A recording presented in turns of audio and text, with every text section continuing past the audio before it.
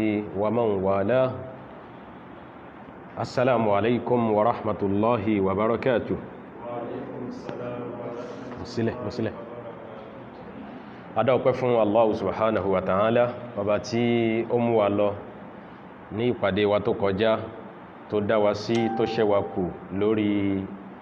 dáadáa tí a tún wà lórí èyí tí í ṣe ẹ̀sìn Islam àti Sunnah. Lórí dáadáa náà ni a túká ní ìpàdé wa tó kọjá, lórí ẹ̀ náà ni a tún kójọ lé lórí padà. Àwọn èèyàn ń bẹ nínú ẹ̀dá Ọlọ́run tí wọ́n ń túká lórí ẹ̀ṣẹ̀, lórí ìbìlẹ̀jẹ́ tí wọ́n ń kójọ lórí ẹ̀. Ọba tó kà wá kún àwọn tí wọ́n ń kójọ lórí dáadáa tàwa ṣe láyé pẹ̀lú irú àwọn ìjókòó wọ̀nyí níbi tí a ti ń gbìyànjú láti tún tẹ̀síwájú nínú àgbọ́yé ẹ̀sìn wa, èyí tó já sí wípé òun ní jẹ́ kí ẹ̀sìn yẹn ní ó nítumọ̀, torí pé ká ṣe kò tó kí a ṣe bó ṣe yẹ kí a ṣe, ìyẹn ni bí wọ́n ṣe ní ká ṣe níbàámu sí Al-Qur'an àti Sunnah Nabi sallallahu alaihi wasallam. Káwá ṣe náà bá ṣe ní ká ṣe ń ta túmọ̀ tó tún lágbára jù bẹ́ẹ̀ lọ, èyí tó tóbi jù lẹ́yìn ẹ̀ téèyàn ó máa retí òun náà ni kí wọ́n gbà lọ́wọ́ ẹni. Àbí Allah subhanahu wa ta'ala bó ṣe ṣe mímọ̀ gbìyànjú láti máa ṣe tí wọ́n ní káwáyé wá ṣe yìí nírọ̀rùn fún wa, abẹ́ kó má ṣe gbígbà ẹ̀ léèwọ̀ ẹnìkọ̀ọ̀kan wa wọ́lá ìjọ kan ṣoṣo ẹ̀. Adúpẹ́ orí tó ṣe fún wa, tó ṣe fáwọn ẹbí wa, èyí tó jóre ayé nínú ẹ̀ adúpẹ́, torí pé tí ò bá ṣe fún wa kò sẹ́lòmíì tó lè ṣe. Àwa adúpẹ́ orí ẹ̀sìn tó jẹ́ ọ̀gá oore, a sì ń bẹ̀ kó ṣoore náà láṣẹ pé fẹ́ni kọ̀ọ̀kan wa àtàwa àti àwọn àrọ́mọdọ́mọ wa, kó ṣọ́ wa kúrò níbi àpadà sí aburú, kó má jẹ́ kí a ṣe ìtọ́n èyí tí gbanilágbé tí jẹni lérè kó ní kápá lórí ẹ̀mí wa wọ́lá jíjọ́ kan ṣoṣo ọba tó ṣẹ̀dá wa àti àánú ẹ̀ àti àforíjìn rẹ̀ èyí tí kò kọ́wọ́ dúró nígbà kọ̀ọ̀kan, kí ó túbọ̀ máa bá gbogbo àwọn ẹni ìṣíwájú rere tí wọ́n ti lọ. Àbí Allah subhanahu wa ta'ala kó máa ṣàlékún òkè àti gẹ̀ fún òjíṣẹ́ ńlá Ànábì wa Muhammad sallallahu alaihi wasallam àti gbogbo àwọn tí wọ́n ń tẹ̀lé lánàá wọn pẹ̀lú dáradára. Ní ìtẹ̀síwájú ìdánilẹ́kọ̀ọ́ wa, nígbàtí a bá ti péjọ, tí a bá ti pàdé lórí dáadáa tí a wà yìí, ibi tí a bá ẹ̀kọ́ dé ibẹ̀ náà láti máa ń tẹ̀síwájú. Lè ní abala al-fiqhu fi din, àgbọ́yé ẹ̀sìn, òun náà ni a wà, ibẹ̀ náà sì ni a ti fẹ́ tẹ̀síwájú. Àbí Allah subhanahu wa ta'ala kó má ṣe tèní náà láṣe ma fún wa, kó sì má dàálù wà láyà, kó kàákún kan nínú àwọn iṣẹ́ olóore tí a rí gbélé ayé wa ṣe tí yóò fi gbà wá lẹ́rú rẹ̀, tí yóò fi sọ wá dọmọ àlìjánnà wọ́lá jíjọ́ kan ṣoṣo ẹ̀. Nínú tírà Sahihu Fiqh Sunnah mujalladi alákọ̀ọ́kọ́, ibẹ̀ náà ni a ṣì wà. A ti fi ara ọ̀rọ̀ wa tì lórí ọ̀rọ̀ at-tahara láti jọ́ta ti bẹ̀rẹ̀, a ti parí kìtàbù at-tahara, abala tó ní ó ń ṣe pọ̀ pẹ̀lú ìmọ́tótó àtàwọn ojú pọ̀nà oríṣiríṣi tí Ọlọ́run bá lékè ọlá gbé kalẹ̀ fún wa nípasẹ̀ òjíṣẹ́ Ànábì wa Muhammad sallallahu alaihi wasallam síwájú àti nínú tírà ẹ̀ tó fi rán, bí a ṣe mọ́ra kúrò níbi àwọn ẹ̀gbin tí ò ní jẹ́ kí ẹ̀sìn ẹni ó jẹ́ tẹ́wọ́gbà. Aṣàlàyé ẹ̀ fún wa, kódà aṣàlàyé mẹ́nubà fífọ ọkàn mọ́, asọ́pọ̀ ló pàtàkì ju fífọ ara mọ́ lọ. Àbí Allah kó mọ́ tinú tòde wa. Lénìí ní tẹ̀síwájú a fẹ́ bẹ̀rẹ̀ kìtàbù sọ́lá. Tí a bá sọ nípa ìmọ́tótó, àwọn ìmọ́tótó tá wọ́n yà fẹ́ fi sin lọ́hun ni. Lẹ́yìn náà n tó kàn náà ni kí a sọ̀rọ̀ nípa ìrun kíkí, èyí tí ó jásípò ní àwọn àfẹ́ẹ̀sìn látànáwá wọ́n sábà máa fi ń kéjì ọ̀rọ̀ nípa at-tahara, ìmọ́tótó. Nínú tírà yìí Sahihu Fiqh Sunnah tí àfáwà Abu Malik Kamal ibn Sayyid Salim, wọ́n bẹ̀rẹ̀ ọ̀rọ̀ wọn pẹ̀lú sísọ ìtumọ̀ tá ń pè ní as-salah. Ta'rifu as-salah, as-salatu lugatan ń tàn pè ní as-salat ìrun kíkí báwa ṣe mọ̀ sí nìyẹn nínú èdè Yorùbá as-salatu lugatan gbólóhùn as-salat tàwí yìí ìtumẹ̀ nínú èdè Lárúbáwá náà ni àdúà literally tá bá ní as-salat tí wọ́n gbà lérò nínú èdè Lárúbáwá òun náà ni nípìlẹ̀ láńsọ̀ nípìlẹ̀ nínú èdè òun ni àdúà tí yẹn bá sọ pé salli lana ṣàdúà fún wa Ọlọ́run sọ nínú al-Qur'an wípé wa salli alayhim sí bẹ́lọ́run fún wọn ṣàdúà fún wọn so al-Qur'an ti kọ́kọ́ gbé gbólóhùn yìí wá pẹ̀lú ìtumọ̀ta wí yẹn wa salli alayhim Ọlọ́run ní kí Ànábì sallallahu alaihi wasallam kó ṣàdúà fún àwọn mùsùlùmí tí wọ́n bá ń nawọ́ rẹ̀ sínú ẹ̀sìn tí wọ́n bá ń ṣe tọ́lọ́run pẹ̀lú arísìkí tọ́lọ́run jogún fún wọn wa summiyati salatu ash-shar'iyyatu salatan lishtimaliha alayhi kí ló wá fà tí wọ́n fi ń pe as-salatu gbólóhùn as-salatu yìí kí ló tá ń lò fún ìrun kíkí àwa náà mọ̀ ń tá ń pè ní ìrun kíkí kí ló tá ń pe iṣẹ́ tá ń ṣe yìí ká dúró ká gbọ́wọ́ sókè ká ní Allahu akbar ká wá bẹ̀rẹ̀ sí ní ka al-Qur'an tàbá ka débi kan ká tẹ́ kọ́kọ́rọ̀ ká tún nàró ká lọ forí kanlẹ̀ ká jókòó àti bẹ́ẹ̀ bẹ́ẹ̀ lọ àwọn iṣẹ́ wọ̀nyí àti àwọn gbólóhùn tá ń pè lẹ́nu jáde yìí tí ó lóde tí wọ́n ń pè ní as-salah tá a sọ pé ìtumọ̀ gangan nínú èdè Lárúbáwá ní àdúà wọ́n ní torí wípé lishtimaliha alayhi torí pé ìrun tá ń kí yẹn gangan ó ní àdúà nù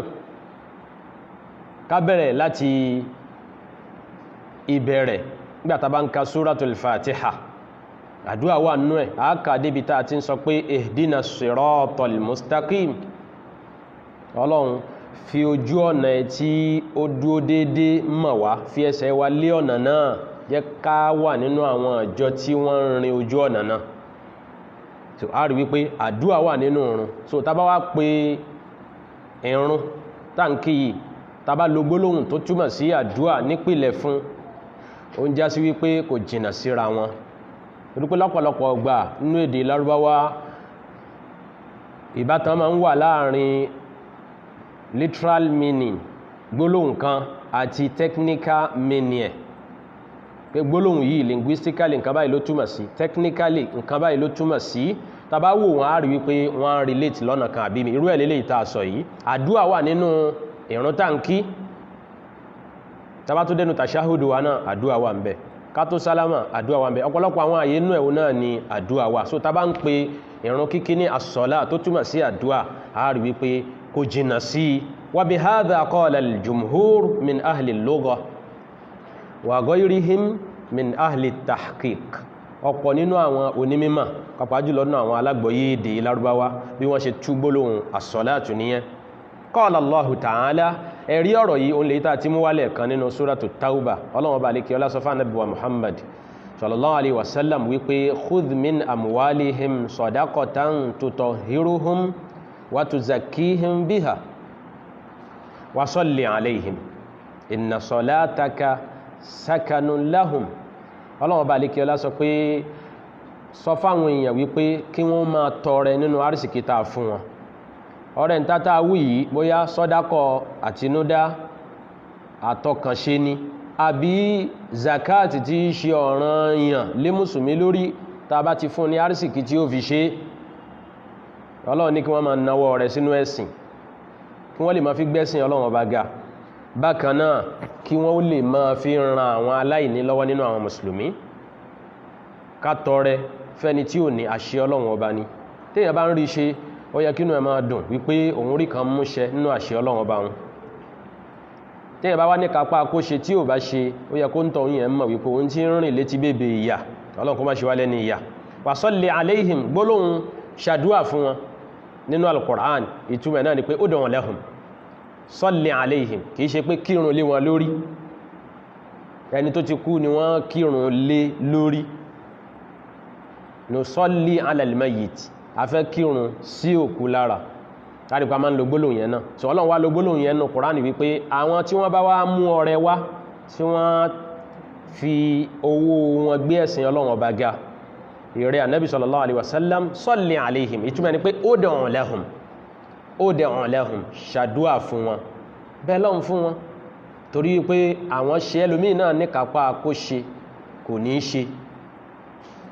téèyàn bá ṣe a máa ń kí ni a máa ń yìn ni Ọlọ́run ní ká Nábì ṣàdúà fún gbogbo àwọn tí wọ́n ń ṣe tọ́lọ̀ wa qala sallallahu alaihi wasallam Ànábì wa ìkẹ́ Ọlọ́run kó túbọ̀ máa bá ó sọ wípé idha du'iya ahadukum tí wọ́n bá pè yín falyujib ẹni tí wọ́n bá pè nínú yín pé a ní wàlímà kan tí a fẹ́ ṣe lọ́dọ̀ wa a sì fẹ́ kẹ́yìn náà wà ń bẹ̀ wàlímà yẹn náà ni oúnjẹ tá a ṣe yẹn àpèjẹ náà ń pè ní wàlímà a fẹ́ kẹ́yìn náà wà ń bẹ̀ kẹwàá bá wa kájẹnú àlùbáríkà yín ní rú ọ̀nà bẹ́ẹ̀ yẹn ọ̀nà súnà bẹ́ẹ̀ yẹn yẹn pé ká pé mùsùlùmí kí wọ́n dáhùn á jẹ nínú àlùbáríkà wọn wíwá wọn yóò ṣe wá láǹfààní ó ṣe é ṣe kó já sí pé pípè táwọn náà pè wọ́n táwọn náà dáhùn yóò ṣe àwọn náà ní àǹfààní òjíṣẹ́ Ọlọ́run wá sọ pé tán bá pè yín síbi wàlímà pé àti ẹ̀dáná kékeré kan wá bá wa jẹ ń bẹ̀ ẹ dáhùn yẹn pé má ṣe gbéraga kódà kó jẹ́ pé mẹ̀kúnnù àárín yín ló pè yín pé òun dẹ̀ ní àpèjẹ kékeré kan ẹ dá lóhùn eléyìí máa ń sọ ọkàn àwọn mùsùlùmí papọ̀ mára wọn ó sì wà nínú àwọn àṣà àwọn Lárúbáwá kódà ń gbà míì láì já sí wípé wọ́n ń ṣòde kankan wọ́n á máa pera wọn sí àpèjẹ tí ẹ̀yàn màyá mi ìjókòó kékeré kan wà ní ọ̀dọ̀ wa wọn ò kó mọ́ wọn ò ṣègbéyàwó wọn ò ṣe nǹkan kan wọn ó sì dára wọn lóhùn ọkàn wọn ó sì balẹ̀ síra wọn wípé ọmọ ìyá wa pè wá pé ká wá bá wọn tọwọ́ bọwọ́ wọn ó sì dá lóhùn wọn ò sì ní lérò kankan lọ́kàn wípé ṣé o ṣe pé ó dẹ́lẹ́kẹta tí ó pè wá nínú oṣù yìí tí ó ṣe pé ó ń lo àrísìkí wa bí yóò bá ti wí àwọn sàbí Ànábì sallallahu alaihi wasallam kò sírú àwọn èròkèrò wọ̀nyí lọ́kàn wọn kò sì sírú ìwàkiwà tá a wí yẹn lọ́dọ̀ wọn torí pé bí wàkiwà bá pọ̀ láwùjọ ọkàn náà máa ro èròkèrò gbogbo èèyàn kọ́ ló lè fúnni lóbì nínú òkùnkùn òru dúdú téèyàn ó gbà téèyàn ó sì jù sẹ́nu tí ó ní obì ní jẹ́ àbí súwìtì ní yanu ẹ̀ kí n fi síbẹ̀ gbogbo èèyàn kọ́ ṣùgbọ́n ó yẹ kí mùsùlùmí nífẹ̀ẹ́ ara wọn débi pé ọkàn wọn ó balẹ̀ síra wọn wọn ò ní máa wò pé agbájá yìí ní ìsinmi ìmọ̀ nǹkan tó mìn olú ẹ̀ máa lọ jẹ́ tán kínú rún máa gbélúwẹ̀ wọ́n ní ìgbésí ayé yẹn kìí ṣe ìgbésí ayé tàwọn mùsùlùmí tó bá já sí pé a bá rí bí Ọlọ́run wá ṣe fẹ́ kí a rí àbí Allah kó jẹ́ kí inú wa ó má síra wa kó sì má jẹ́ kí ṣe ìtọ́nù ráyè inú ọkàn ẹnì kọ̀ọ̀kan wa kó má ṣe wá lálábúrú fáwọn ẹ̀dá ẹ̀ òjíṣẹ́ Ọlọ́run sọ pé tán bá wá pè yín pé ẹ wá jẹ ẹ dáhùn fa in kana sa'iman falyusalli tó bá já sí pé ẹ gbàwẹ̀ níjọ́ tán ní kẹ́ wá bá wọn jẹ wàlímà yẹn ẹ dá wọn lóhùn ẹ̀yin náà ẹ jẹ ń bẹ̀ tó bá já sí pé òun gbàwẹ̀ sásìkò yẹn o sì fẹ́ já àwẹ̀ yẹn òjíṣẹ́ Ọlọ́run sọ pé falyusalli ẹni yẹn tó bá bóyá ó lọ mọ̀rọ̀kó yé nísìnyí kò bá wọn jẹ́ ó kàn wípé jẹ́ kí n tiẹ̀ lọ bà tó padà sọ fún wọn kó ń gbàwẹ̀ kóhun náà ṣàdúrà fún ẹ pé Ọlọ́run fi àlùbáríkà sí fún ẹ àbí kò tiẹ̀ lọ ká ẹ má bínú mo ní àníyàn lénìí Ọlọ́run á fi àlùbáríkà sí fún yín falyusalli gbólóhùn sọ̀láàtù yẹn náà nìyẹn a ṣì wà nídìí literal meaning the word as-salah gbólóhùn yẹn tó túmọ̀ sí was-salatu fil istilah tàbá tẹ̀síwájú was-salatu fil istilah gbólóhùn as-salah nínú ẹ̀sìn Islam gangan nínú sharia kí ni wọ́n gbà lérò pẹ̀lú ẹ̀ wọ́n ní at-ta'abbudu lillahi ta'ala bí aqwalin wa af'alin ma'lumatin muftatahatin bit-takbir mukhtatamatin bit-taslim ìjọsìn kan ní táwa náà ti mọ̀ ó ní mo sọ fún wa lẹ́ẹ̀kan yẹn mo ti define yẹn lédè Yorùbá tàbá ní as-salah ní tá gbà lérò ní ìjọsìn kan tó já sí wípé a mọ̀ bá ti ṣe a máa ń bẹ̀rẹ̀ pẹ̀lú Allahu Akbar ìbẹ̀rẹ̀ ẹ̀rùn nìyẹn ìkọ́mà ó pàtàkì ara súnà Nabi sallallahu alaihi wasallam ni ṣùgbọ́n tó bá bọ́ téèyàn ò ṣe ìkọ́mà èyàn ní sùjúdù kankan téèyàn ó ṣe pé mo dírun kù torí pé mi ò rántí ṣe ìkọ́mà torí pé èyàn ò tí wọnú rùn ìkọ́mà yẹn òun náà ni Allahu akbar ashhadu an la ilaha illallah tá ń ṣe kó tó di wípé ìmáàmù ṣe Allahu akbar òun kìí ṣe ara àrùn ṣùgbọ́n kò dáa náà kéèyàn kàn finú fẹ́ dọ̀ sọ pé èmi ò ní máa ṣe kọ́mọ̀ ní tèmi ó dà ṣe ìtò ṣe títú ọwà àlìjẹ́ náà ni mùsùlùmí tí yíò fi wá sọ pé súnnà ní bọ̀tẹ̀mí ò ní máa ṣe torí pé ń gbà mí a máa ń gbọ́rọ̀ àwọn èdèkéde yẹn láwùjọ wa ẹlòmíì wọ́n lẹ́nìkan sọ ń gbà kan wípé mẹ́rin náà làlùwàlá bọ́jú títún ni ṣan apá ẹ parí kó sì wẹ́ ẹsẹ̀ ó ní mẹ́rin tọ́lọ̀ ń dárúkọ nínú Quran chapter 5 verse 6 nìyẹn ya ayyuhal ladhina amanu idha qumtum ila as-salah faghsilu wujuhakum wa aydiyakum ila al-marafiqi wamsahu bi ru'usikum wa arjulakum ila al-ka'bayn. Ó ní àlọ́ láti parí síbẹ̀ so òun ò ní máa ṣe jù bẹ́ẹ̀ yẹn lọ. Ṣé àríre kọ̀ lẹ́yìn ni? Ṣé àríre kọ̀ ní? Ànábì pé wá síbi oore ntọ́lọ̀ ń sọ nìyẹn. Òun sì lọ́lọ́run fi Al-Qur'ani rán òun wà á ṣàlù aláàtí tí ẹ̀ ó wá ṣe àwọn tààwù yẹn ó tún wá fún wa láwọn súnnà mi tá mọ̀ pé òun kọ́ ló fọpọlọ ara ẹ̀ gbé kalẹ̀ Ọlọ́run ló fi rán kódà bá kà directly clearly explicitly nínú Qur'an a mọ̀ pé kò dáa ṣe pẹ̀lú ìfẹ́ nú ẹ̀ ó ní ká fi mú ó ní ká kọ́ ṣanwọ́ ó ní kíyé gbogbo àwọn nǹkan yẹn ká pa ìtì wa lèyìn wá ní ṣe bẹ́ẹ̀ a sì mọ̀ pé khayrul hadi Muhammadin sallallahu alaihi wasallam èyí tó pé jù nínú ìmànà ó ní ìmànà Nabi Muhammad sallallahu alaihi wasallam lóòtọ́ èèyàn ní fi gbogbo ẹnu sọ pé tó ṣe mẹ́rin tó ṣe òní ìwọ tó ṣe mẹ́rin yẹn ó ní àlùwàlá yẹn Ọlọ́run sì ní gba ìrun ẹ̀ àwa náà ètún sọ bẹ́ẹ̀ ṣùgbọ́n a mọ̀ pé alárekún dá ló ń tọ̀hún yẹn ẹni tó ń ṣe yànga sí súnà Nabi Muhammad sallallahu alaihi wasallam wa yattabi' ghayra sabilil mu'minin ṣé o gbọ́ pé sàábé kan ṣe bẹ́ẹ̀ rí torí tẹ́yìn bá ma kí o mọ́ tó Abubakar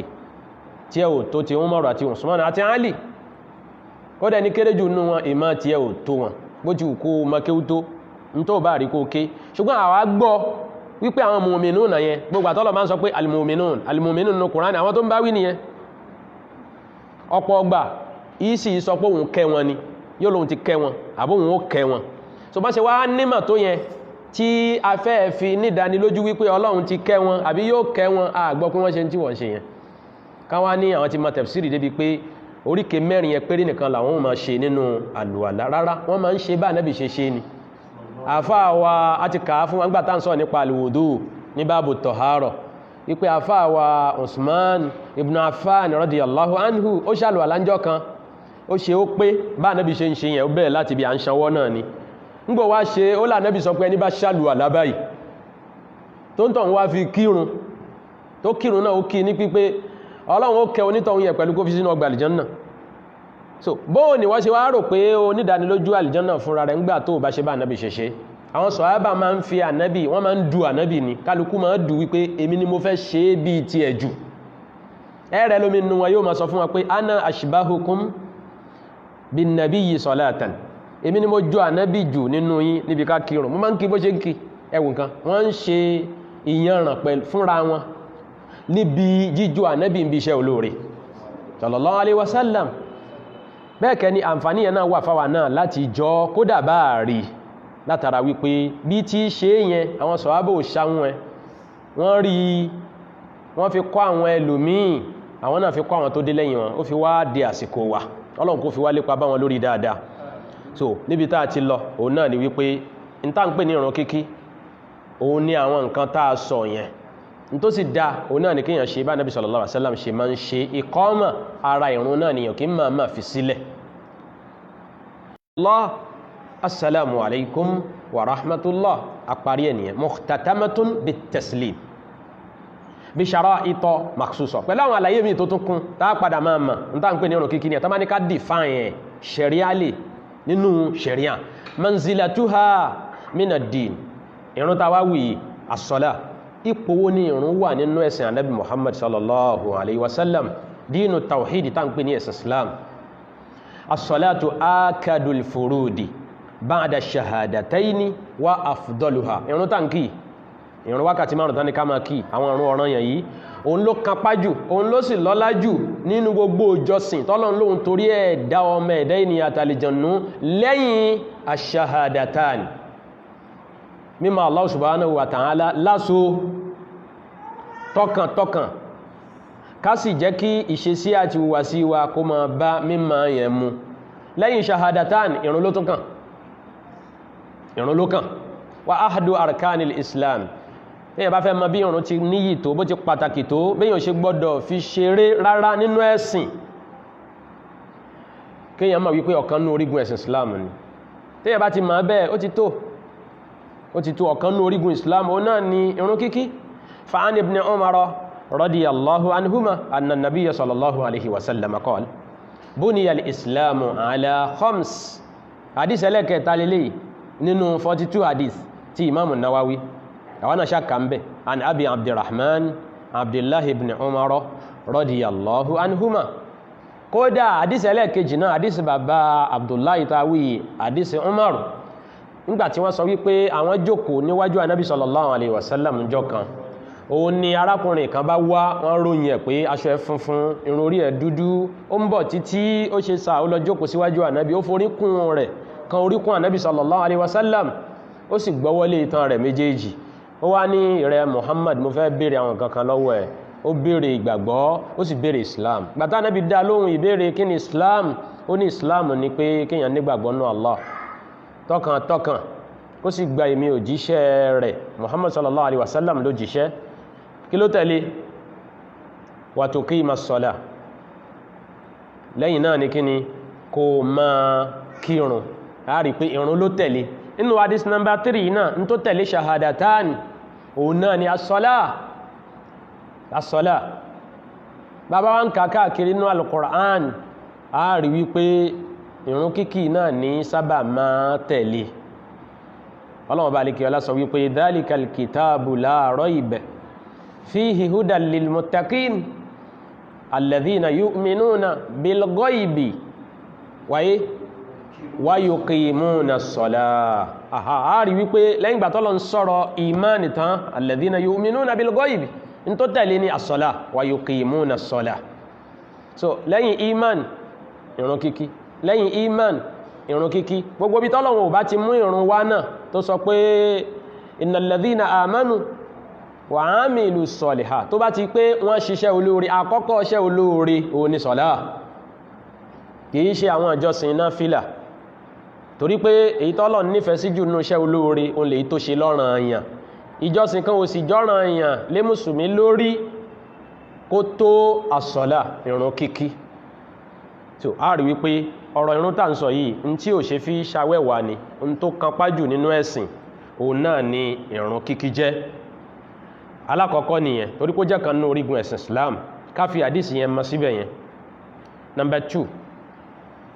kókó ẹlẹ́ẹ̀kejì nípa manzilatu salati fil Islam ipò tí ìrun wà nínú ẹ̀sìn wa ó ní pé shaddada shari'un an-nakira ala tarikiha hatta nasabahu rasulullahi sallallahu alaihi wasallama ila al-kufri ọlọ́wọ́ bá alikí ọlá aṣòfin àgbà ó mú lele púpọ̀ ọlọ́n lè mọ́ ẹni tí ó ń fi ìrun ṣeré àbẹ́ni tó ń pa ìrun tì tí ó kí shaddada nakira alayhi ankara alayhi bi shidda ọlọ́n sọ̀rọ̀ tako ó sì gbé ìjìyà kalẹ̀ lọ́nà tó le fún ẹni tí ó bá ń fi ìrun kíkí ṣeré kódà débi pé Ọlọ́run bá ó fi tì síbi ìṣe kèfèrí faqala anábì sallallahu alaihi wasallam pẹ̀lú ìmọ̀ Ọlọ́run ọba ó sọ wípé inna bayna ar-rajuli wa bayna ash-shirki wal-kufri tarka as-salah ìyàtọ̀ tó wà láàrin ẹni tó jẹ́ mùsùlùmí àti ẹni tí ó jẹ́ kèfèrí òun náà ni pípa ìrun tì yẹni pé téèyàn bá ti pa ìrun tì èyàn ti bọ́ sí oko kúfúrù nìyẹn Ọlọ́run kó ṣọ́ wa ń bẹ̀ àbí Allah kó má jẹ́ ká ṣe kúfúrù lẹ́yìn iman waqal òjíṣẹ́ Ọlọ́run tún sọ nínú ọ̀rọ̀ mi ká lè mọ̀ bí ìrun kíkí ṣe pàtàkì tó eléyìí à ń kọ́ nígbà tí àwa náà bá fẹ́ sọ bó ṣe burú tó fún ẹni tó fi ìrun lẹ̀ tí ò kí ládùúgbò wa àbí inú ẹbí wa àwa kọ́ la máa sọ fún yín pé ìrun kíkí ọpá tí ò kí nù ká jẹ́ kó mọ bó ti ṣe pàtàkì tó àti bó ṣe léwu tó kéèyàn má kírun ká sọ ń tọ́lọ ń sọ fún ká sì sọ ń tá Nábì sallallahu alayhi wa sallam sọ fún ká jẹ́ kó dé tí gbọ́ ẹ̀ kó gbọ́ ọyé bóyá tọ́lọ má ní kó wọnú ọkàn bóyá jẹ́ yí padà Ànábì sọ wípé innal ahda ó ní al-ahdu alladhi baynana wa baynahumus salah àdéhùn láàrin àwa àti àwọn tá a wí yẹn àwọn kèfèrí ó ní ìrun kíkí faman tarakaha ẹni bá pa á ti tí ó kì faqad kafar ó ń tọ́wọ́ yẹn ti di kèfèrí Ọlọ́run kó ṣọ́ wa ń bẹ̀ waqala Abdullah ibn Shaqiq ẹnìkan nínú àwọn àtàbíùn tó ń pè ní Abdullah ibn Shaqiq ó ní kana ashabu nabi sallallahu alaihi wasallam la yarawna shay'an min al-a'mali tarkuhu kufrun ghayru salah ó ní àwọn sàábí ànábì sallallahu alaihi wasallam a gbọ́ iṣẹ́ kan nínú iṣẹ́ ẹ̀sìn tó já sí wípé lójú wọn kéèyàn pàtì èèyàn ti kó sínú kúfùrù àbí ká sọ pé èèyàn ti di kèfèrí tó ìrun kíkí. Ó ní pé ìrun kíkí àìkírun lọ́dọ̀ àwọn sàhábà ọ̀gọ̀rọ̀ wọn ni wọ́n rí pé èèyàn ti di kèfèrí nìyẹn. àbí Allah kó ṣọ́ wa ń bẹ̀. Point ẹlẹ́kẹta ni pé wà sọ́láàtù ìrun kíkí sẹ́ àmúdù dín òun náà ni òpó tó mú ilé ẹ̀sìn ró. ìkanáà òpó tó mú ẹ̀sìn ró ó ní ìrun kíkí. La yakumu illa bih, ẹ̀sìn ò lè jẹ́ ẹ̀sìn, ẹ̀sìn ò sì lè nítumọ̀ àfi kó já sí pé ó ń gbé ìrun dúró. Kama qala sallallahu alaihi wasallam, a sọ bẹ́ẹ̀ torí pò jíṣẹ́ Ọlọ́run alékún kẹ Ọlọ́run ọba àti àánú ẹ̀ kó máa bá ó sọ wípé ra'sul amri al-islam, ń tó ju gbogbo ń tà ń sọ̀rọ̀ ń pa ẹ̀ lọ òun náà ni ẹ̀sìn islam. Wa amuduhu salah, òpó tó gbé ẹ̀sìn náà dúró òun náà ni ìrun kíkí. Wa dhirwatu sanamihi al-jihadu fi sabilillah, èyí tó wá ga jù nínú àwọn akẹ́tún ẹ̀sìn nínú àwọn ọwọ́ ẹ̀ òun náà ni jíjagun sójú ọ̀nà tọ́lọ́run. àwọn náà ti rí ipò tí òjíṣẹ́ Ọlọ́run alékún kẹ Ọlọ́run àti yọ́nú ẹ̀ kó máa bá tó tó ìrun sí. ẹlẹ́kẹrin ni pé wàhíyá awwalu ma yuhasabu alayhi al-abdu yawm al-qiyamah, àkọ́kọ́ tí ẹ̀dá ó kọ́kọ́ jíyìn lé lórí, tí wọ́n kọ́kọ́ ṣèṣirò ẹ̀dá lé lórí nínú àwọn iṣẹ́ tó gbélé ayé ṣe ó nírun. Qala Rasulullahi sallallahu alaihi wasallam, ṣe rí ìgbàgbọ́ ọ̀rọ̀ àdìsọ́kàn tí gbàgbọ́ èèyàn bá ti bàjẹ́ tẹ́lẹ̀ kò ní ṣírò kankan, ìyà ni ó ní jẹ́ ń ti tiẹ̀. Ọlọ́run kó má ba ìgbàgbọ́ wa jẹ́, kó má fún Ṣáítánì lágbára lórí ẹ̀ láti rí ìbàjẹ́. Ló fi já sí pé àwọn iṣẹ́ àfaraṣe èyí tá a kọ́kọ́ ṣèṣirò ọmọ ẹ̀dá ènìyàn lórí ẹjọ́ al-qiyama òun náà ni irun. Qala Rasulullahi sallallahu alaihi wasallam, èyí tá a wí yìí náà àkúkú kú rí bẹ́ẹ̀ láàrọ̀rùn, èèyàn gbọdọ̀ rí nínú ọ̀rọ̀ Ọlọ́run àbọ̀rọ̀ Ànábì kíyàn tó lè sọ bẹ́ẹ̀, torí pé ẹ̀ṣẹ̀ pọ̀ tọ́mọ ẹ̀dá ènìyàn ń dá. àwọn èèyàn ń pààyàn, àwọn èèyàn ń jalè, àwọn èèyàn wọ́n ń fẹnu bà ẹlòmíì jẹ́, ẹlòmíì ń fa ẹlòmíì sínú nira, yóò fi ọ̀rọ̀ kọ̀rọ̀ yóò fi rán lẹ́wọ̀n, tọ̀hún sì lè ṣe gbére ń bẹ̀, ó lè lè tó kùnú gbésí ayé ẹ̀ ń bẹ̀. báwọn ẹ̀ṣẹ̀ ṣe wá pọ̀ tó yìí ká wá sọ pé ẹ̀ṣẹ̀ báyìí lọ́lọ́run ó kọ́kọ́ ní káwọn èèyàn wá jẹ́jọ́ ẹ̀, a gbọ́dọ̀ sọ bẹ́ẹ̀ àfi kó já sí pé a rí ẹ̀rí fún. Ànábì sallallahu alaihi wasallam ló wá sọ bẹ́ẹ̀. Òjíṣẹ́ Ọlọ́run sọ pé awwalu ma yuhasabu alayhi al-abdu yawm al-qiyamah as-salah, àkọ́kọ́ ń tẹ́dà ó kọ́kọ́ jíyìn lé lórí nínú àwọn tó gbélé ayé ṣe òun ìrun kíkí. Fa in salahat, tí ìrun èèyàn bá dáa tó yanjú tí wọ́n rí pé ó kíire, faqad aflaha wa najah, tó ń tọ̀hún ti dáa ó wáyé eré ọ̀run rẹ̀ náà sì ti dáa, ó yege yóò wà lìjánà nìyẹn. Wa in fasada, tí ìrun èèyàn bá bàjẹ́ látayé ń bí tí ò kíire, faqad khaba wa khasir, ó ń tọ́wọ́n ti pòfo ó ti múlẹ̀ mófo. Ọlọ́run kó ṣọ́ wa kó ń bí òfojú alkiyama, òfo ayé náà kọ́lọ̀n kó làwà ń bẹ̀,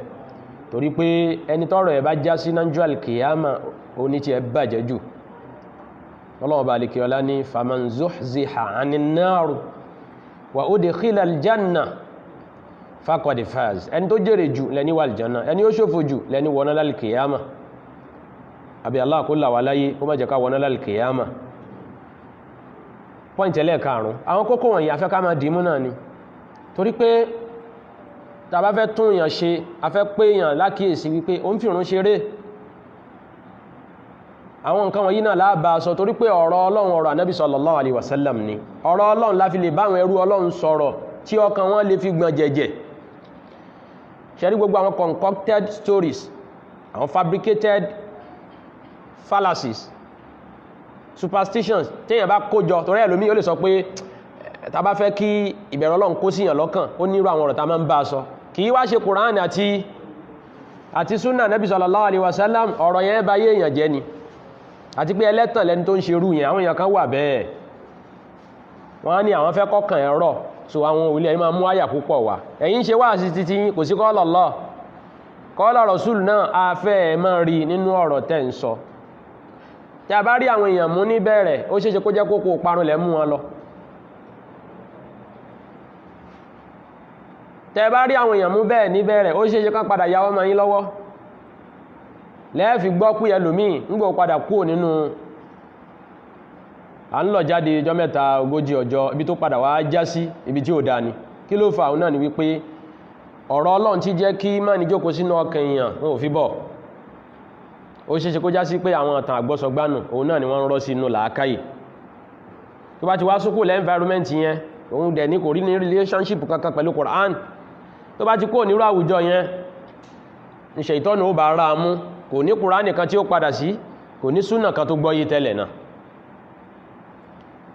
ló fi já sí wípé ní tẹ́yàn bá fẹ́ báwọn èèyàn sọ nínú ọ̀rọ̀ tó bá ti jẹ́ tọ́ Ọlọ́run ni ọ̀rọ̀ Ọlọ́run náà ló gbọ́dọ̀ jẹ́ ẹni Ọlọ́run bá ní kó ní ọkàn ọ̀rọ̀ yóò kúkú ṣiṣẹ́ nù làákàyè yóò ṣiṣẹ́ nù ọkàn yóò tọ́ sọ́nà kò dìgbà tá a bá bá Ọlọ́run parọ́ àwọn ẹlòmíì wá ní àwọn ò parọ́ mọ́ Ọlọ́run àwọn ń parọ́ fún Ọlọ́run ni kò yé nìsìn wọ́n ń bá Ọlọ́run parọ́ pé àparọ́ mà nábì à ń bá ànábì à ń bá ju ẹ̀sìn ẹni kérò lè pọ̀ ṣé ó yàn yín ní kọ̀ǹdọ́kítọ̀ ni kí ẹ máa pèrò sọ́kọ̀ rárá ọ̀rọ̀ Ọlọ́run náà ni ká fi báwọn èèyàn sọ̀rọ̀ irú àwọn ọ̀rọ̀ tó ní àkọọ́lẹ̀ báyìí kì í ṣe pé kéèyàn mú irọ́ kàǹkà wá torí pé ó fẹ́ gbin ìfẹ́ ìrun kíkí sí àwọn èèyàn lọ́kàn rárá à nídìí èyí sọ pé òun fẹ́ bá tara òun jẹ́ kí tẹlòmí lè bá dá la yu'minu ahadukum hatta yuhibba li akhihi ma yuhibbu li nafsi nínú àdísì yẹn wà ń bẹ̀ pé ká fẹ́ dáadáa fúnra wa àbí ò sí ń bẹ̀ ni èyí ó sọ pé tèmi ò bá bàjẹ́ kí táwọn èèyàn ṣe àti dá tí ó bàjẹ́ for life kò sì ní dá rárá ń tá fẹ́ fúnra wa ní dáadáa yẹn ni ká fẹ́fẹ́ ní kejì wọn ní ká dorí olórí kí àwòdì ó gbé ti wà lọ ó ṣe rí inú ẹ̀sìn Ànábì Muhammad sallallahu alaihi wasallam òun là ń sọ fún ara wa yìí òjíṣẹ́ Ọlọ́run ká lè mọ bí ìran ti pàtàkì tó kanati salatu qurrata aynayhi nínú tó náà nífẹ̀ẹ́ sí jù nínú ìjọsìn ó ní ìrun kíkí faqad qala sallallahu alaihi wasallam ó wà nínú ṣe sí Ànábì sallallahu alaihi wasallam wípé ó fẹ́ràn ìrun kíkí pọ̀ ìrun kíkí ó wù Ànábì lẹ́wù bẹ́ẹ̀ ni ó wà ní ọkàn púpọ̀ títí di ìgbẹ̀yìn ayé ẹ̀ ó náà wá sọ ní ọ̀rọ̀ kan ní waju'ilat qurratu ayni fi salah Ọlọ́run sì fi ìtutù ojú mi sínú ìrun níta ń pè ní ìtutù ojú náà ni tó dùn nínú jùdùnú lọ tó já sí wípé téèyàn bá rí ojú gbogbo oore míì lọ Ànábì ní ibi tínú ti dùn jù ibi tójú òun ti tutù jù òun náà ni inú ìrun so tí ìrun bá ń ṣòro kí fún mùsùlùmí kó wá ẹ̀mí ẹ̀ nínú ìrun yẹn inú ìrun náà ni kó padà sí kó wá gbìyànjú kó ṣe Allah lẹ́yọ̀ kan ṣoṣo nínú ìjọsìn náà bóyá Ọlọ́run á jẹ́ kí ìtutù ojú tiẹ̀ náà wà nínú ìrun tó ń kí Allahumma ij'al qurrata a'yunina fi salah Ọlọ́run kó ṣe ìrun kíkí ní ìtutù ojú fẹ́nìkọ̀ọ̀kan wa náà kódà ó ń bẹnú àwọn ọ̀rọ̀ pé tí ọ̀rọ̀ bá wọ́n ní tọ́rọ̀ bá kan òkè tó bá kókè kọlẹ̀ ó níbi àásọ̀ ọ̀ká Ànábì sallallahu alaihi wasallam ìrun náà ní fi yanjú ẹ̀ idha hazabahu amru fazi'a ila salah ìrun ní tó tóbi jù nínú ìjọsìn tá Ànábì sallallahu alaihi wasallam máa fi sin lọ́n lẹ́yìn tawhid tí gbogbo wa náà jọ ní ìrun ní kí bùkátà kó délẹ̀ kó tóbi bí òkè àbí kí àwọn ọ̀tá kí wọ́n máa gbógun lọ́tún gbógun lósì ìrun l'Ànábì máa ń kí sallallahu alaihi wasallam ohun yóò kó lè dé bá wa náà ká kọ́kọ́ rántí ìrun náà torí pé ńgbà míì ó ṣe é ṣe kó já sí wípé èèyàn máa wò pé ìjọba àti ń báyé bọ̀ yìí náà gan ṣe àdúrà bó la ṣe fẹ́ ṣe nísìnyí gan kọ́kọ́ kírun náà ifza ila salah ìwọ náà sáré lọ bí ìrun kíkí bí ìrun ọ̀ranyàn ló bá bọ́ sásìkò ńgbà yẹn kí pẹ̀lú ìbẹ̀rù Ọlọ́run kó bẹ lọ́run nínú ìrun ẹ Ọlọ́run ni wasjud waqtarib èèyàn máa ń fi ìrun súnmọ́ Allah ni èèyàn ń kírun jìnnà sí Ọlọ́run bẹ́ẹ̀ lọ́run níforí kanlẹ̀ ó ti súnmọ́ ó ti pè é ìsì dáhùn Ọlọ́run kó dáhùn pípé ẹnìkọ̀ọ̀kan wa abára àwọn èèyàn náà tó já sí pé ọ̀nà bí wọ́n ti là bí wọ́n ti lu bí wọ́n ti lówó lọ́wọ́ bí gbogbo nǹkan ó ti máa rọ̀ṣọ̀mù fún wọn o náà ni wọ́n bá wá gbé wá sọ́dọ̀ àwọn tàjọ́ mọ́ kéwú ń tá ṣe òun náà ni pé nílẹ̀ ìlọ́ ń ṣe mẹ́rin so ajẹgba tó bá fẹ́ lómi ayé ọkùnrin nìyẹn Abu bó ṣe dọ̀tí Abu tútù kọ́ nìyẹn Abubakar naam so báwọn èèyàn náà bá kó bùkátà wá bá wa wípé àfáà fún wa ní nǹkan kan tá lè máa fà àbí tá lè máa sà àbí tá lè máa wẹ̀ ìrun ní ká pè wọ́n sí pé bó lẹ́yìn ṣe rí sọ́lọ́run ọ̀pọ̀ ọmọ ẹ̀dá ènìyàn ló ń wá shortcut láyé ń bí yìí Àbújá kò sí lọ́rùn ọ̀pẹ ibi tí yàn bá gbàgùn òun náà ni ó gbà sọ̀kalẹ̀ ọ̀rọ̀ Ọlọ́run àṣàṣì ò mú Ọlọ́run bẹ́ẹ̀ ni bọ́ṣẹ ni wọ́n bá bù lé wọn lọ́wọ́ pé máa wẹ̀ lásìkò báyìí máa fi rú kankan báyìí wẹ̀ máa wẹ̀ nírú àyè báyìí àṣàṣì kọ́ ló mú Ọlọ́run tí bùkátà wọn fi ń bíyà àdánwò náà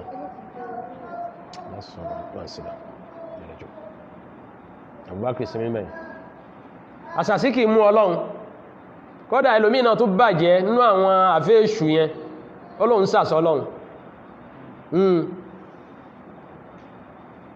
wọ́n ní tọ́rọ ẹlòmíì bá ń dayọ̀ tó bá ń rí bákan àwọn èèyàn máa wò pé kí ló dé tí ó tún rí bá ìfẹ́lẹ̀ yìí Ọlọ́run máa pé ẹ̀yin orí ní ń sàṣìmì ni nígbà tó sì mú mi mú wá ṣe tí ń fẹ́ fún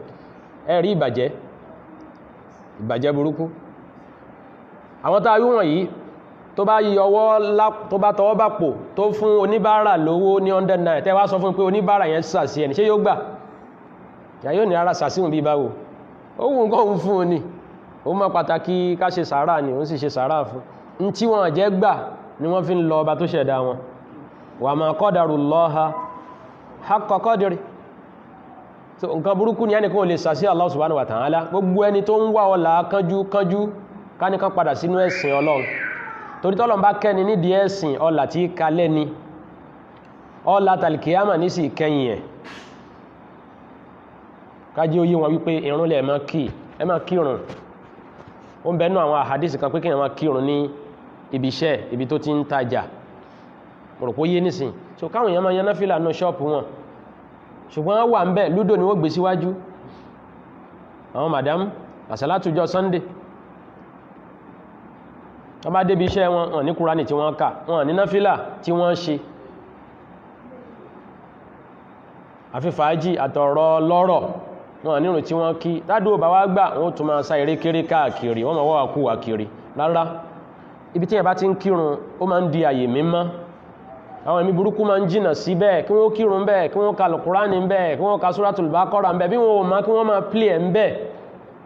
ọ̀nà àbáyọ wà fún mùsùlùmí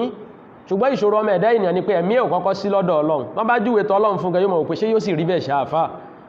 Isnul Muslim tẹ́ni a máa dì káàkiri ṣé ó dẹ̀ máa jẹ́ ṣá àwọn tí ó tọ́ ọ̀ṣẹ́ lé lọ́wọ́ àbáwọn tí wọ́n fún ní ohun àsomára lọ́kàn ẹ̀ máa balẹ̀ sí a ní àfáà mi kìí bá tí tó bá ṣe ní yóò rí náà bẹ́ẹ̀ ni ó ṣe rí ẹ máa gbọ́ àfá Ọlọ́run àbí àfáà mi dáadáa ní tó fi dàfá ẹ̀ dáadáa náà ni pé ó ń gúnṣẹ́ fún náà ni kìí ṣe pé ó ń kọ́ bí wọ́n ti ń kírun kìí ṣe pé ó ń kọ́ béèyàn ṣe ń ṣàwọn iṣẹ́ olóore tí èèyàn fi ń súnmọ́ Ọlọ́run èyí owó àwí ká má jẹ́ kí àwọn èèyàn ó ṣì wá lọ́nà ká sọ fún wọn wípé kí wọ́n ṣọ́ra kí ṣe ìtọ́nù mọ́ ṣì wọ́n lọ́nà tọ́lọ̀n bá lé ní ọ̀dọ̀ Ọlọ́run náà lásá lọ àìtó àrísìkí àìtá ọjà Allah ni ètò Ọlọ́run ni òun náà lèyàn máa bẹ̀ fún kì í pé kí a máa wá ìwàkúwà káàkiri torí pé bí i bá kówó náà jọ ó ti rí dáadáa fi ṣe ẹni tó wàkúwà káàkiri pé kọjá tá wàràwàrà ẹsẹ̀ girigiri kì í dánlé kíní kan àbí ẹ̀kọ́ ni so gbogbo ẹ̀ náà tó bá kówó náà jọ tí ó bá rí nǹkan fi ṣe ńkọ́ tó bá tún jóná mọ́nú ọjà ńkọ́ tó bá kó lé ọjà tí ọjà jórun ńkọ́ gbogbo yẹn náà kẹ́dà máa ronú pa ẹ̀ pé ọ̀rọ̀ tọ́lọ́run ní bá ní kalẹ̀ wà máa indallahi baq ma indakum yanfad wà máa indallahi baqin ní tí Allah subhanahu wa ta'ala bá fún ẹ̀dá tó fi ṣàánú ẹ̀ oní tọ́jọ́ oní kalẹ̀ orí Ọlọ́run ní bá ní kalẹ̀ Ọlọ́run kó ṣe orí ẹ̀fẹ́ ní kọ̀ọ̀kan wa òjíṣẹ́ Allah Ànábì wa sallallahu alaihi wasallam atúríkà nínú ṣe sí ẹ̀ nípa ìrun kíkí wípé kódà nígbà tó ń fayé lẹ̀ lọ ó ń kú lọ ọ̀rọ̀ ìrun ló ń sọ fáwọn èèyàn wọ́n ní gbẹ̀yìn ayé Ànábì wa sallallahu alaihi wasallam àìsàn ṣe Ànábì wa àìsàn yẹn lágbára débi pé láwọn bí àwọn àsìkò bí mélòó Abubakar radiyallahu ta'ala anhu ló ń kírun fún àwọn mùsùlùmí ara Ànábì bá lè níjọ́ kan ó rí pé àlàáfíà tún dé díẹ̀ ló bá dìde ló wá béèrè pé ó wá bọ́ sásìkò òun wá pé asọ́là náà sú ẹ bó ṣe wà náà Sahih Bukhari pé sáwọn èèyàn ti kírun wọ́n ní rárá wọ́n ń retí bóyá ó wà kí fún wọn náà ni ó dìde pé kó ń dìde lọ kírun fún wọn fa ugmiya alayhi lànàbì bá dákú ó ṣubú nígbò tó ṣe sáà tó tún lajú báyìí tó tún bẹ̀rẹ̀ náà ni pé asọ́là náà sú sáwọn èèyàn ti kírun ó tún fẹ́ dìde láti pé jẹ́ ń lọ kí fún wọn ó tún dákú lórí kejì ó ṣẹlẹ̀ bẹ́ẹ̀ lẹ́ẹ̀kẹta náà sallallahu alaihi wasallam lórí pé ànábì sallallahu alaihi wasallam fẹ́ kírun fún àwọn mùsùlùmí lórí pé ìrun ti wà ní àṣà ẹ̀ gbogbo wọn yìí náà ó dá kí mùsùlùmí máa rántí ẹ̀ kó fi máa pàtàkì ìrun kíkí lórí pé a lè má lówó púpọ̀ fa táà fi kọ́ mọ́ṣáláṣí fọ́lọ́run a lè má lówó púpọ̀ táà fi bọ́ ọmọ òrukàn ṣe hàn pé ìrun kíkí Ọlọ́run ò gbowó ẹ̀ lọ́wọ́ wa àláfíà tá sì fi kí Ọlọ́run fún wa ara ẹlòmí lè ju òkúta lọ tó ń ti bẹ́ẹ̀ náà bó ṣe ń bọ́ sáké ló ń gba òkò lọ kò rí àyè tọ́lọ́run ó sì lálàáfíà so irun yẹn kéèyàn mójútó dáadáa kéèyàn rí pé èèyàn ṣe déédé lórí ẹ̀ bálàáfíà bá tún bẹ kéèyàn tó máa kí àwọn nàwáfílù ẹ̀ náà sí kó rí pé òun kí òun ò jẹ́ ó máa já òun ló lóore torí gbà àwọn kan bá ń fi owó wọn àwọn ti kírun wọ́n ṣe náfílà dáadáa tí wọ́n tún fi owó wọn ṣe àwọn mẹ̀kúnnù tí wọ́n fi owó wọn bọ́ ẹni tán fowó wọn wá iṣẹ́ fún ẹni tán fowó wọn sọ́dọ̀ lọ́rọ̀ tán bá wá ń wà àlìjánà látara wọn iṣẹ́ olóore yẹn ìwọ mẹ̀kúnnù kí ni wọ́n fi wà àlìjánà díẹ̀ nígbà tó bá tún múrùn dọ́dọ̀ Ọlọ́run jẹ́ ká dá alábọ̀ Ànábì sallallahu alaihi wasallam ó tún wá ń kú lọ lórí ibùsùn àárẹ̀ tó wà lórí ibùsùn àìsàn tá Ànábì sallallahu alaihi wasallam wà ní tó tún sọ fáwọn èèyàn ni pé as-salata wa ma malakat aymanukum ó ní ìrun yìí náà ni pé wá sí ìkẹyìn tó jíṣẹ́ Ọlọ́run tún ṣe fáwọn èèyàn pé as-salah ó fi já sí pé ká pé àwọn èèyàn padà sí mọ́ṣáláṣí kan wá kírun ká lọ bẹ̀ wọ́n wò bá ò rí wọn ara ẹ̀sìn wá ní ẹni yóò tí ìbá rí kó máa ṣe jàmá yóò tí ò bá rí kó mú láṣà kó mú lọ́kùnkúndùn kó sí tó burú ń bẹ ibi tán bá kù sí láàsọ ìyẹn iṣẹ́ olóore ni mùsùlùmí tàà bá rí káwa náà béèrè ẹ̀ káwa rí torí pé bí yàn bá ń dábẹ lóhun nìkan tí ò sáwọn ọmọ ìyẹ́ ẹ̀sìn pẹ̀lú ẹ̀ ṣètọ́nù a máa lágbára lórí ẹ̀ ash-shaytanu ma'al wahid wa min al-ithnayn ab'ad bẹ́ẹ̀ ní tẹ́bá ti ń jẹ́ méjì lórí ìgbàgbọ́ ẹ máa ra yín lọ́wọ́ ìmánì ọkọ láyá fi ń mí bí ò bá sáwọn ọkùnrin ọ̀pọ̀ obìnrin oníṣẹ́sìn àbí bẹ́ẹ̀ kọ́ ni ìmánì ọkọ làwọn obìnrin fi ń mí wọn láwọn fẹ́ dúró dédé ọmọ olóhùn fẹ́ ya dáadáa bàbá ẹ̀ ni ò ní gbà àwájọ́ ń fi ọlá ara wa mí ni àjọ ń jọ lára wa ni kọkùnrin ó má ṣe fáàrí sóbìnrin bẹ́ẹ̀ ni àjọ ń jọ lára wa ni ọlọ́njọ́ dá wa fúnra wa ni ṣùgbọ́n tó bá ti fẹ́ wíkì ń bì kan kẹ́nìkejì tètè gbé ara àǹfààní jíjọ bẹ ó nìyẹn ká pé àwọn èèyàn ká pè wọ́n padà sílé Ọlọ́run ẹ wá kírun ṣùgbọ́n ó dá irú àwọn tí àwọn ọmọ ìyá wa náà Jama'atu Tablighi pípé èèyàn padà sí mọ́ṣáláṣí títí wọn kò tún lọ níbàámu sí ìlànà Nabi sallallahu alaihi wasallam ó ń lọ lórí wípé kán lè darapọ̀ mọ́ wa náà ni torí from masjid to 3 days àbí from there to 40 days from there ọlọ́mọdé kí yíò lọ́gún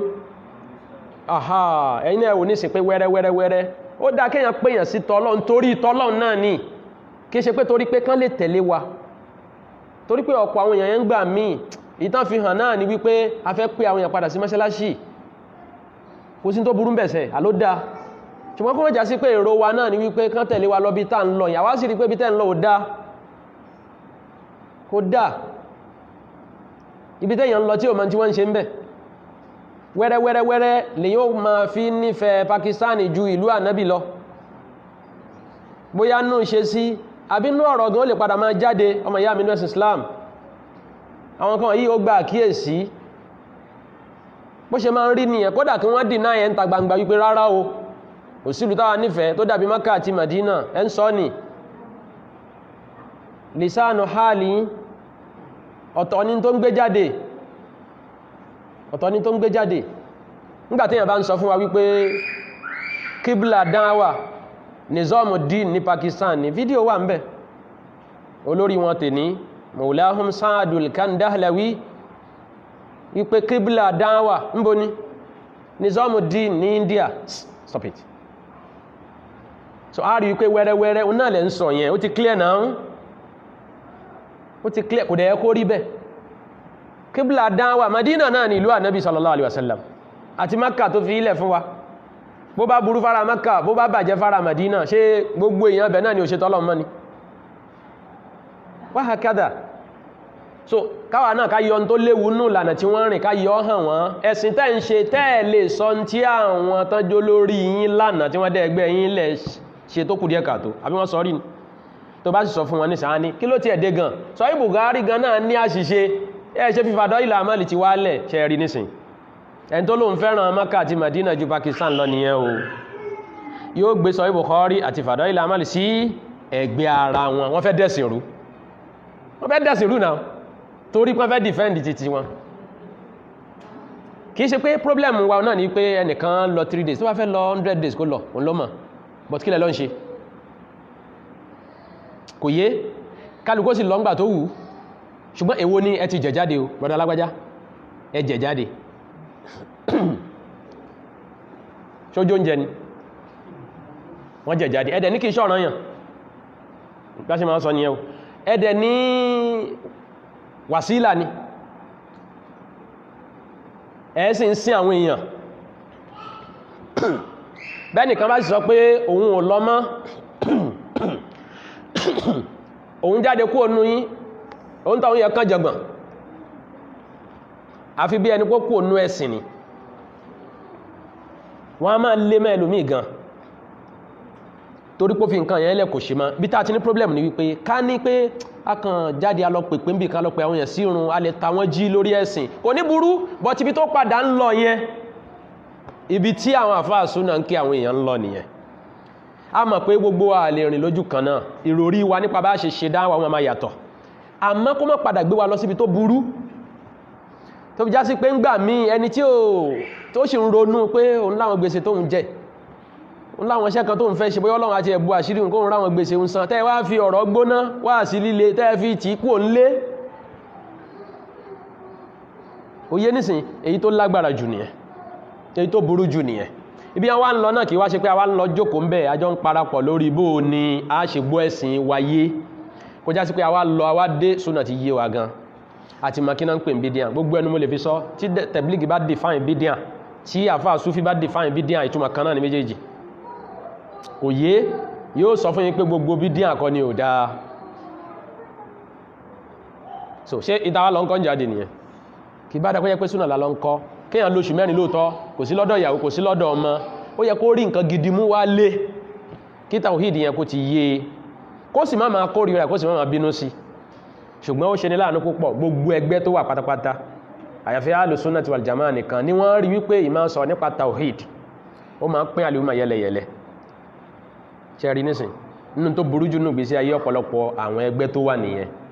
ọ̀rọ̀ tàwhídì àwọn kà fún wípé yóò máa pín wa yẹlẹyẹlẹ kí ní wàá ṣe wá lẹ́yọ kan ẹ jẹ́ á máa sọ nípa 20 time gbọ́dọ̀ máa dìbò 2023 àbí 20 kíni aha wọ́n nìyẹn ní ó ṣe wá lẹ́yọ kan ṣe rí pé wọ́n ti ṣì mú ọ̀rọ̀ tàwhídì yóò pín wa yẹlẹyẹlẹ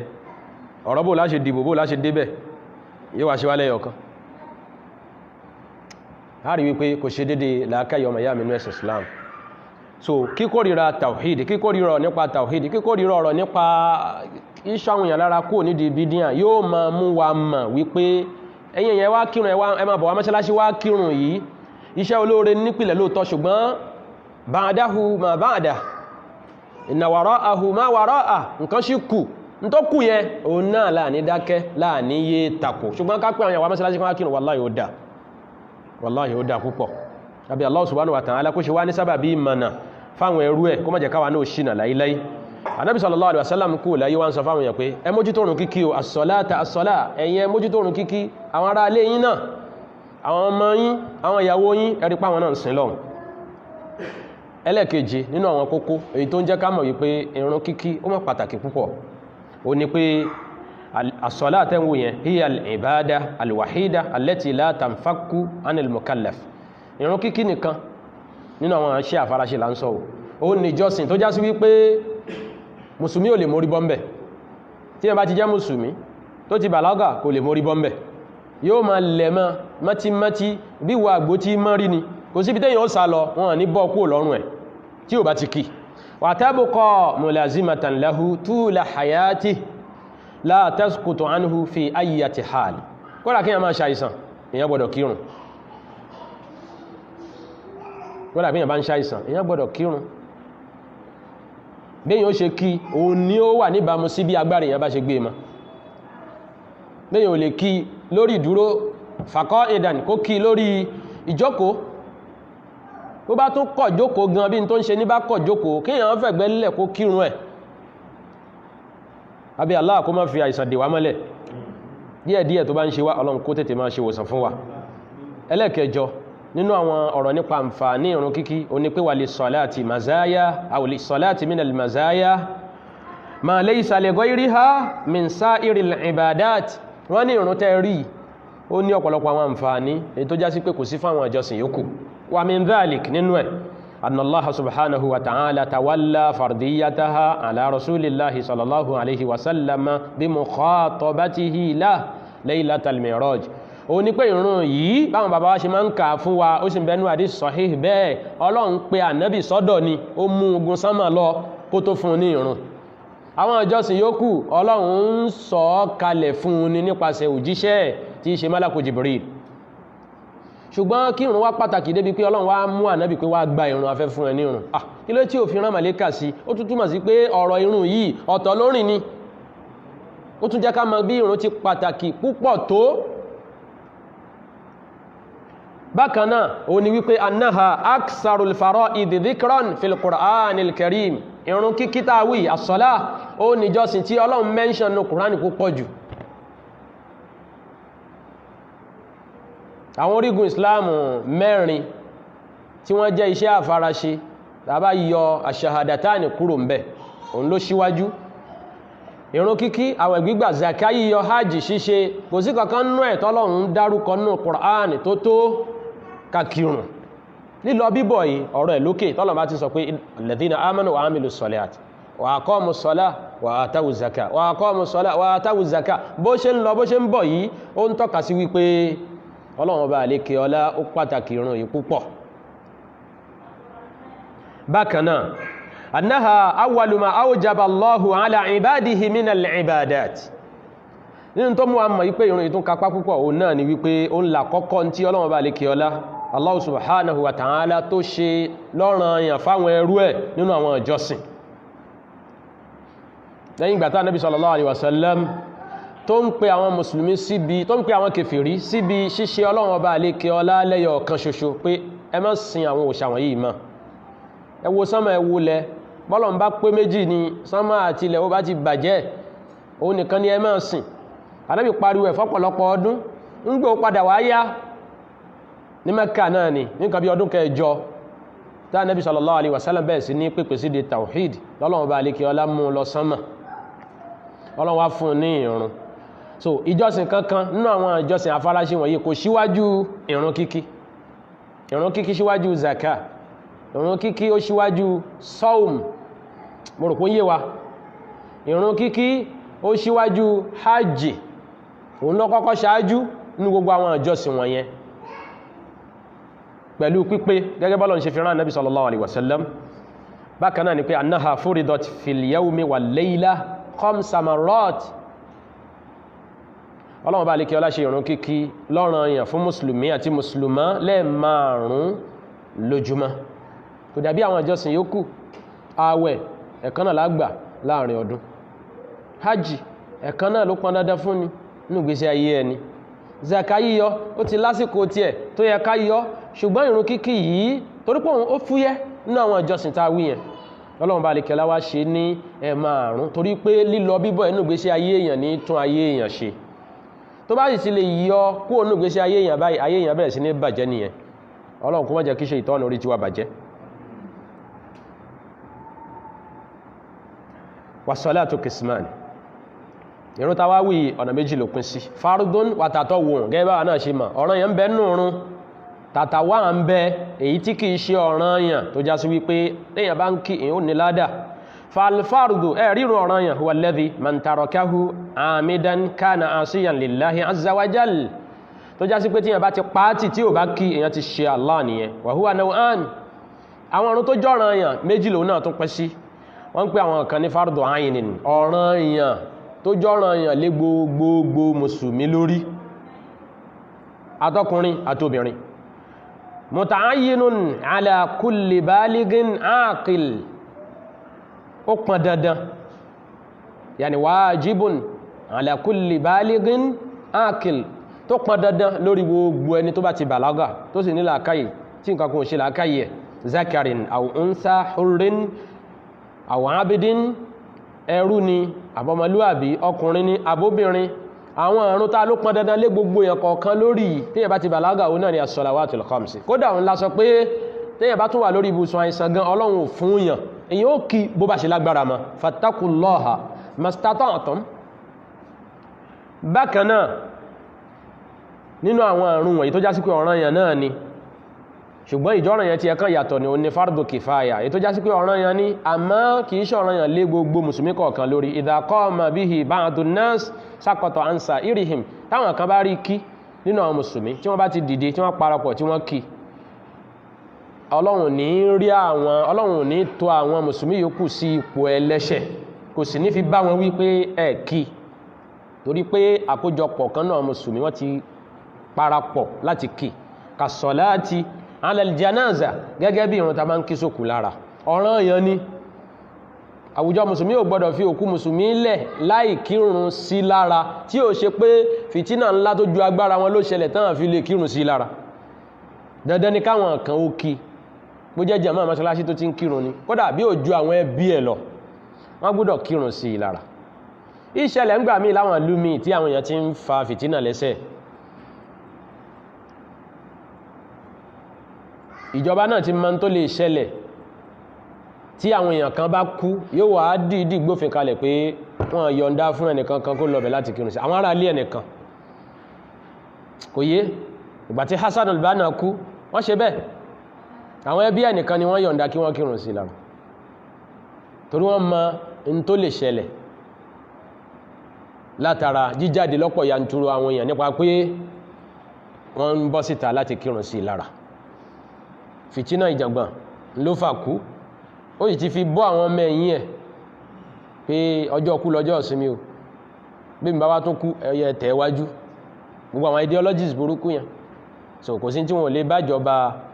fà yálà wọ́n mọ̀ pó mọ̀ ń pa ikú ẹ̀ àbí ìjọba ò tiẹ̀ mọ̀ nǹkan kan ń pa ẹ̀ so bó ti ṣe rí nìyẹn àwọn ará ilé ẹ̀ náà ni wọ́n kírun sílá so fún reason bẹ́ẹ̀ yẹn mo kàn fi ọ̀rọ̀ jọ ọ̀rọ̀ lábala yẹn ni téèyàn bá jẹ́ mùsùlùmí ó pàtàkì ká kírun sílá kódà bí àfáà mùsùlùmí olórí àwọn mùsùlùmí láwùjọ tó bá sọ pé lágbájá ìwọ̀n ní kírun sí lára torí ìdí kan àbí mi àwọn ará ilé ẹ̀ ẹnu àwọn tó bá súnmọ́ àwọn èèyàn díẹ̀ wọn ó kírun sí lára kódà ká má kírun sí lára ká lọ́wọ́ sí kòtò ká nítorí pé a mọ̀ pẹ̀lú àwọn àìṣedédé kan á kírun sí lára aláwo ó gbà kò ní gbà kì í ṣọwọ́ wa ẹni tó ń jẹ gbèsè lásìkò ànábì sallallahu alaihi wasallam ànábì sallallahu alaihi wasallam fẹ́ fi kọ́ àwọn mùsùlùmí lẹ́kọ̀ọ́ ó ní sallu ala sahibikum ẹ lọ kírun sí lára òun ò ní bá yín débẹ̀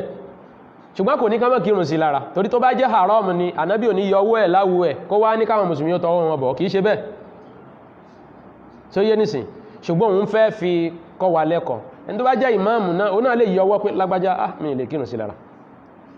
kò dí àwọn èèyàn yókù lọ́wọ́ kí wọ́n kírun sí lára lópin ìgbà tí wọ́n bá rí ní káfíìr mo rò pé ń yé wa nísìn ẹ̀ṣẹ̀ nìyẹn lànàbì torí ẹ̀ yọwọ́ lọ́rọ̀ èèyàn wípé òun ò ní kírun sí lára ní táwọn èèyàn ń kó sí lásìkò títí wa ó ju ẹ̀ṣẹ̀ lọ àìmọye àfá ẹlẹ́bọ ọ̀rọ̀ ẹnu wọn ó júwe wípé ẹlẹ́bọ ni wọ́n mushrikuna ni wọ́n béèyàn bá dẹ̀yìn lẹ́yìn irú wọn téèyàn léèyàn ní bá wọn kírun sí lára ó ṣeéṣe kíyàn ní ládáwájú Allah Ọlọ́run kó jẹ́ káwa náà kúre náà níparí ọ̀rọ̀ wa wàtàtọ̀wùn méjì nírun ọ̀ranyàn fardun ìkejì ni tàtọ̀wùn salatu tatawwu'in irun tí kìí ṣe ọ̀ranyàn wa huwa ma la yakunu tarikuhu amidan aw amdan asiyan lillahi ta'ala ó ní irun tó jẹ́ wípé téèyàn bá máa fi sílẹ̀ téèyàn ò bá kí èèyàn ní jẹ́ ẹlẹ́ṣẹ̀ níwájú Allah subhanahu wa ta'ala tí ẹjá sí pé a ti sọ fún wa lẹ́ẹ̀kan wípé èèyàn kì ń fi súnà Ànábì sílẹ̀ kó wá sọ pé títí gbére bẹ́yẹn náà àmọ́ èèyàn fi ilẹ̀ ó máa yẹn ni pé lásìkò kan bọ́yọ́ ó kírun tako yan náà fílà ó fẹ́ lọ gbọ́ bùkátà kan àti bẹ́ẹ̀ bẹ́ẹ̀ lọ àti kò ní sọ̀rọ̀ tako kò ní rí ẹni tó ń kí tiẹ̀ láláṣe jù kò wá ṣe bí kò pọn dandan wàhálà ń ṣe wá pọ̀ báyìí náà èèyàn ló ń fẹ́ ṣe tọ́lọ́run lè kú òǹbẹ jẹ́ ó ṣe bí wò bá ṣe ìwọ ló máa ń tó rí tó fi ṣe kàsúnà ni rọ̀tíbà gẹ́gẹ́ bí àwọn náfílà ta máa ń yàn pẹ̀lú àwọn àrùn ọ̀ranyàn yẹn bóyá síwájú àbí lẹ́yìn bàtà bá kì í tán wal wítìrì àti ìrun wítìrì bó ti kan pátó lọ́dọ̀ àwọn onímọ̀ kan kìí ṣe ọ̀ranyàn náà ní ànígbé sípò ọ̀ranyàn wa ghayriha mimma sayati àtàwọn àrùn míì bẹ́ẹ̀ tá padà máa ṣàlàyé ẹ̀ fún wa nígbàtà bá sọ̀rọ̀ débẹ̀ lákìn àfáà sọ pé tòun ti bẹ́ẹ̀ náà o yustahabbu ada'u salati tatawwu àwọn àrùn tàtàwà àtàwì àwọn àrùn tí kìí ṣe ìrun ọ̀ranyàn yìí náà ó dà ó pàtàkì púpọ̀ nínú ṣẹ̀ríà Ọlọ́run fẹ́ Ànábì fẹ́ kíyàn máa kì wa yukrahu tarkuha a sì kọ́ kíyàn kan máa pàtì kó lóhun ò ní kí kò dá bẹ́ẹ̀ ṣùgbọ́n tó ń ti bẹ́ẹ̀ náà yóò wà wí téèyàn bá máa fi sílẹ̀ tó ń ti bẹ́ẹ̀ náà a ní sọ pé ń tọ̀hún yẹn ti di ẹlẹ́ṣẹ̀ níwájú Allah subhanahu wa ta'ala ṣùgbọ́n tó dá náà ní kíyàn máa fi àwọn àrùn yẹn sílẹ̀ kíyàn máa ṣe kó sì máa bí Allah kí ó gbà níṣẹ́ olóore lọ́wọ́ òun ẹ jẹ́ ká dúó níbi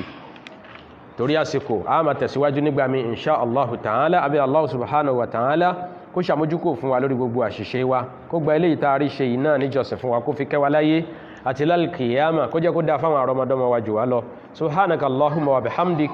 ashhadu an la ilaha illa anta astaghfiruka wa atubu ilaik assalamu alaikum wa rahmatullahi wa barakatuhu